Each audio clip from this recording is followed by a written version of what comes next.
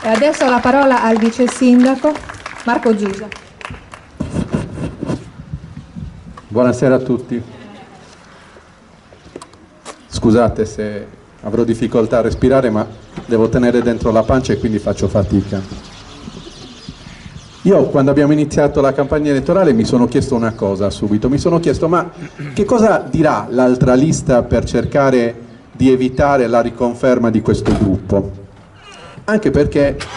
la candidata sindaca dai banchi dell'opposizione il 90% delle volte in cui abbiamo portato dei progetti, delle iniziative, qualunque cosa da approvare, non ha votato contro e spessissimo non solo non si è limitata a votare contro, ma addirittura ha detto bravi, lo condivido, voto a favore, se fossi stata io al vostro posto l'avrei fatto anch'io. E quindi non mi meraviglia il fatto che, non potendo incidere nel merito di quello che è stato fatto, non potendo contestare quello che è stato fatto e come è stato fatto, ci si limiti a dire che il paese è spento, che il paese è isolato e che quindi meriti qualcosa di più e di diverso, senza chiaramente poi scendere nel dettaglio di quello che questo diverso dovrebbe essere. Per quello che ho visto io e che sembra a me, questo paese è tutt'altro che spento e tutt'altro che isolato. Non è una buona pubblicità quella che viene fatta a San Giovanni Suergiu con quel tipo di campagna elettorale, ed è una campagna elettorale chiaramente che non posso accettare per così come viene fatta. Non è un paese isolato, isolato era quando siamo entrati nel 2016, quando andavamo in regione con le orecchie basse, quando dovevamo recuperare i finanziamenti che cadevano come l'acqua da un coro a brodo. Allora sì che eravamo isolati, che nessuno ci prendeva seriamente, ma dopo questi 5 anni abbiamo acquisito una credibilità importante, siamo centrali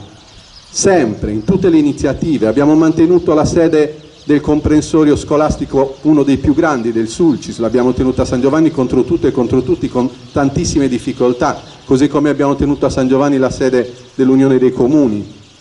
Siamo centrali sempre nelle iniziative pubbliche, sociali, nella lotta a favore della sanità sarda, siamo stati il fulcro insieme ad altri pochi paesi nella vaccinazione,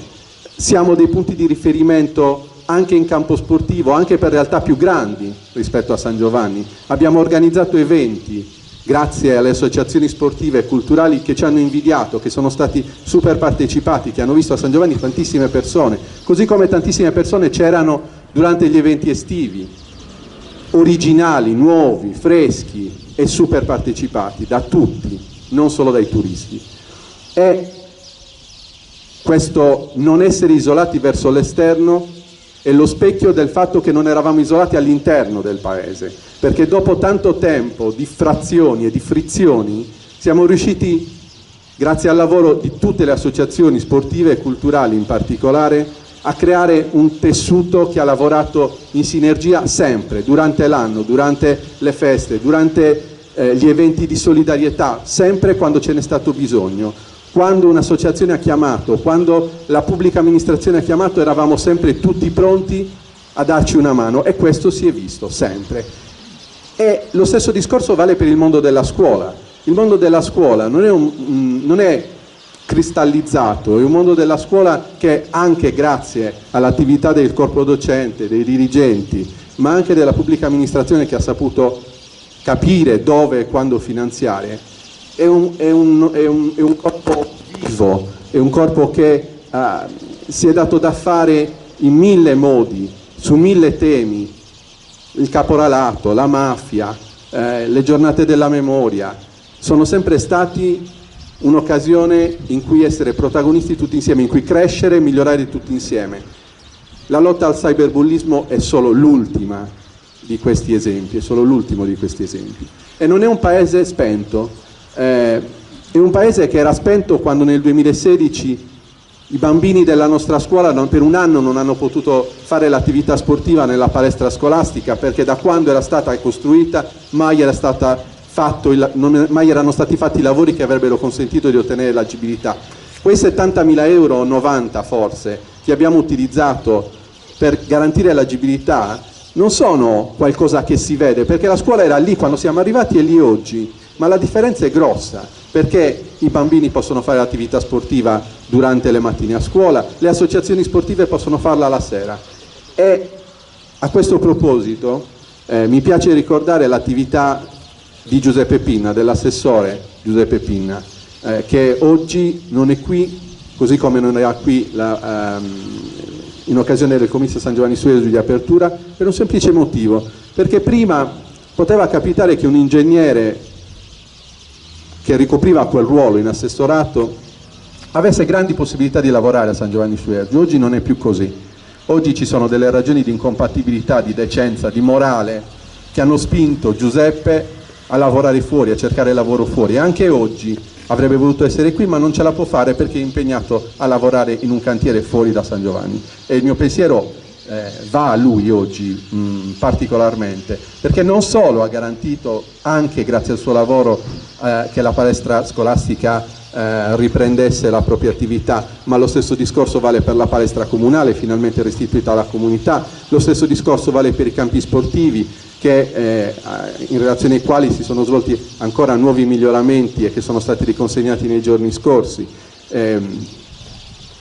ancora il paese non è spento, perché tutte le attività del kitesurf, dei maneggi, del galoppatoio comunale hanno portato a San Giovanni tante persone e continueranno a portarle. Certo che il merito non è solo della pubblica amministrazione, ma ce lo vogliamo prendere il merito per quello che abbiamo fatto realmente. Quando sento quindi dire che San Giovanni è spento e isolato, mi rendo conto che sento parlare delle persone che San Giovanni non l'hanno vissuta in questi 5 anni, che io non ho visto agli eventi, li vedo oggi perché volenti o nolenti devono girare, devono farsi vedere, devono essere presenti, e mi fa piacere che lo siano, perché hanno avuto modo di apprezzare il lavoro che viene fatto da tutti, hanno avuto occasione di godere di qualche manifestazione alla quale hanno partecipato. E mi dispiace che mentre noi eravamo impegnati a far